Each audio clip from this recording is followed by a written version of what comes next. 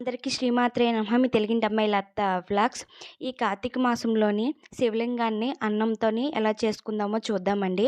అన్నం బాగా ఉడికించుకొని పెట్టుకోవాలి. ఒక బౌల్ తీసుకొని ఆ బౌల్‌లో రైస్ వేసుకోవాలండి.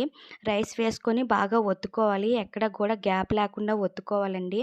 లేకపోతే గ్యాప్స్ ఉంటే అన్నం పగిలిపోతుందండి. బౌలు రౌండ్‌గా ఉండే బౌలే తీసుకోండి. తీసుకొని అన్నం బాగాన ఎక్కడ కూడాను చిన్న కూడా గ్యాప్ లేకుండాన అన్నం గట్టిగా ప్రెస్ చేసుకోవాలండి. ఒక ప్లేట్ తీసుకొని అందులోని తమలపాకులు 2 వేసుకొని అందులోని ఆ ప్లేట్‌లోనే తిరగవేసుకోవాలండి ఆ బౌల్‌తోని. గట్టిగా తడుతుంటే ఈజీగా వచ్చేస్తుంది. ఫస్ట్‌లో వీడియోలో చూపిస్తున్నట్టుగానే ఇంకో బౌల్‌తోని అన్నం తీసుకొని గట్టిగా ప్రెస్ చేసుకొని వేరే ప్లేట్‌లోకి తడుతూ ఉండాలండి. తడుతుంటే ఈజీగా వచ్చేస్తుంది. ఫస్ట్ ప్లేట్‌లో ఉన్న అన్నాన్ని తీసుకెళ్ళి సెకండ్ ప్లేట్‌లో ఉన్న అన్నాన్ని రివర్స్ స్కేల్‌లో పెట్టాలండి. ఒక గ్లాస్ తీసుకొని ఆ గ్లాస్‌లో కూడా రైస్ వేసుకోవాలి. ఎక్కడ కూడా గ్యాప్ లేకుండానే రైస్ వేసుకోవాలండి.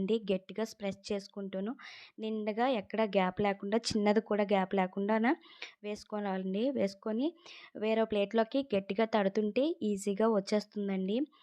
ఆల్రెడీగాన ఒక ప్లేట్‌లోని 2 కప్పుల అన్నం తీసుకొని పెట్టుకున్నాం కదండీ! ఇప్పుడు గ్లాస్‌లో ఉన్న అన్నాన్ని కూడా తీసుకొని ఆ 2 కప్పుల అన్నం మీద పెట్టుకోవాలండి.